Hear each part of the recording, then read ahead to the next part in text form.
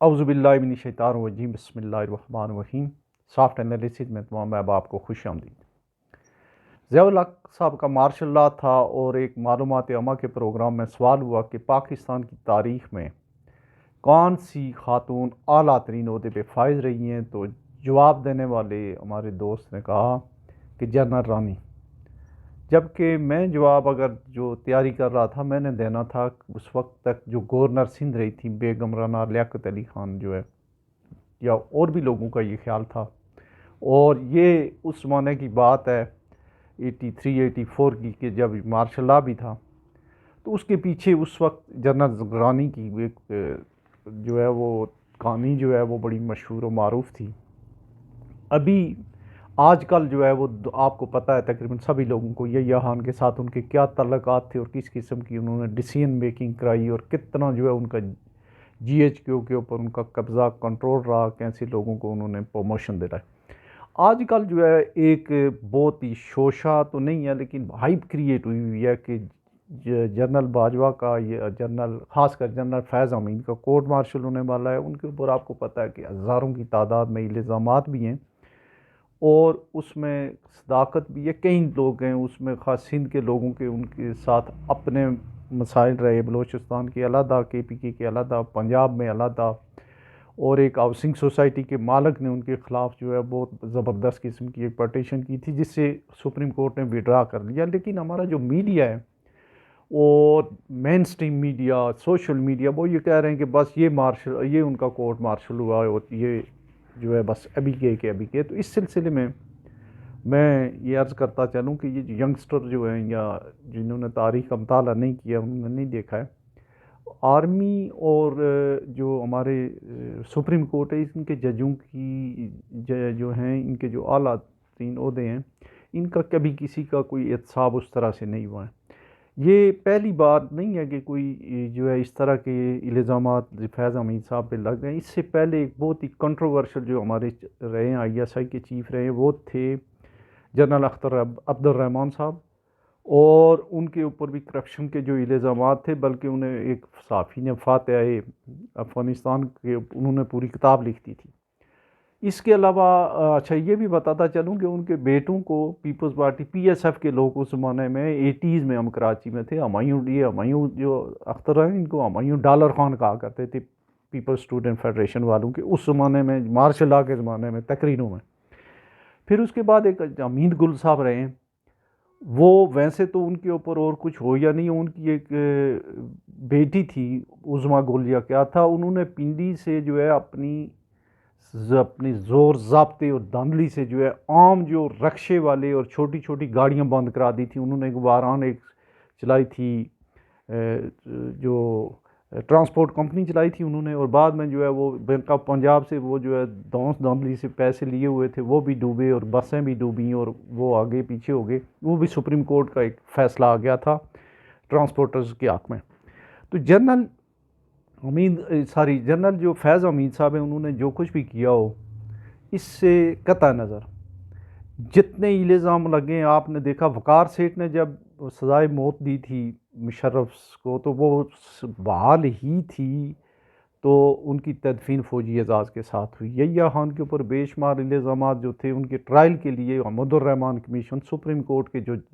Chief justice تھے، انہوں نے کہا تھا ان کا ٹرائل ہونا چاہیے، انہیں بھی فوجی اعزاز کے ساتھ دفن کیا گیا تھا۔ اسی طرح سے جو ابھی الزام لگے ہیں ان کے بارے میں، وقار سیٹھ صاحب کا جب سین آیا تھا شام کو، اس کا ایک دم جو ہے ریجائنڈر آ گیا تھا آئی ایس پی آر کی طرف سے۔ تو یہ جو ساری کی ساری چیزیں، سارے کے سارے الزامات ہیں، یہ ظاہر ہے کہ ان کے نالج میں بھی ہیں۔ آرمی کے بے شمار اور محکمے ہوتے ہیں جو ایک ہوتا ہے ایف آئی یو ہوتا ہے، ملٹری انٹیلیجنس، ایک دوسرے کو دیکھ رہے ہوتے ہیں، لیکن اس بات کا قطعاً کوئی امکان نہیں ہے کہ کوئی کورٹ مارشل ہو، کتنوں کا کورٹ مارشل ہوگا، چونکہ اس کے علاوہ بے شمار لوگ اور بھی ہوتے ہیں، ایک آئی ایس آئی کا چیف نہیں ہوتا ہے۔ یہ جو کام ہوتے ہیں یہ باحیثیت ادارہ کیے جاتے ہیں، اور اگر اس کی کوئی انکوائری ہوگی تو وہ نیچے جو ہے نا، ایسے لوگ بہت کم ہوں گے کہ مسعود محمود کی طرح کوئی کہہ دے، یا کوئی وہ سپاہی کہہ دے کہ مجھے بھٹو نے کہا تھا کہ نواب محمد احمد خان کو مارے۔ تو ان چیزوں کا پروف باحیثیت ادارہ جو ہے، یہ جو کام اچھے ہوئے ہیں یا برے ہوئے ہیں، ان کی ذمہ داری جو ہے وہ آئی ایس آئی یا آئی ایس آئی چیف پہ اکیلے نہیں ہوتی ہے، بلکہ اس بحثیت آئی ایس آئی ادارے پہ ہوتی ہے۔ لہٰذا یہ جو آج کل ہمارے بڑے بڑے تمام اینکر جو ہیں، رؤف کلاسرا ہیں، حامد میر ہیں، اس کے علاوہ ہمارے دو تین ینگسٹر ہیں، اسد طور ہیں، تو اس کے علاوہ جو ہیں عمر چیمہ ہیں، اعزاز سید ہیں، کس کس کی بات کریں، مبشر لقمان، یہ سارے کہہ رہے ہیں بس یہ کورٹ مارشل ہوا، یہ پکڑا گیا، کچھ نہیں ہوگا۔ ہاں یہاں پہ یہ بات ہم یہ ضرور کریں گے کہ پاکستان میں جو با اختیار لوگ ہوتے ہیں ان کے ساتھ جس کا تعلق واسطہ ہو، جیسے جنرل رانی یحییٰ خان کی وجہ سے جنرل رانی بن گئی، یہ ضرور ہے۔ لوگ واقفان حال کا کہنا ہے کہ جو نجف امین تھے انہوں نے بھی ایک جرنل کی جو ہے وہ اختیارات کا بھرپور استعمال کیا ہے۔ نجف حمید صاحب نے جو ہے وہ اپنے آپ کو جو ہے ظاہر ہے کہ کسی جو ان کا پروٹوکول یا جو بھی چیز تھی وہ ان کے بھائی صاحب کی وجہ سے تھی وہ 5ویں 7ویں 8ویں اسکیل کے پٹواری یا گرداور تھے۔ لیکن یہ ساری چیزیں جتنی بھی ہوئی ہیں اس کے پیچھے جو ہے شاید ہمارے پاس تو ایسا کسی کے پاس کوئی ثبوت نہیں ہے، اس کے پیچھے بے شمار جو ہے ان کی جائیدادیں جو ہے کہتے ہیں فیض حمید صاحب کی بہت زیادہ ہیں، اور یہ جو ابھی لیٹسٹ ہے کتنا سفیر کیس تھا، تو اس کے اوپر قاضی فائز جیسا بندہ بھی جو ہے ہونا تو یہ چاہیے تھا کہ جو ہے کوئی بھی بندہ اس سے پاکستان کی جو پاکستان پینل کوڈ ہے، کرمنل پروسیجر کوڈ ہے، آئین پاکستان سے جو ہے بالا تر نہیں ہے، لیکن اس میں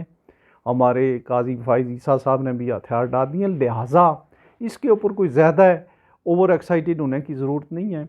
اور اس میں جو سوشل میڈیا پہ یہ ساری چیزیں یا مین سٹریم میڈیا پہ ہیں، تو میرا نہیں خیال کہ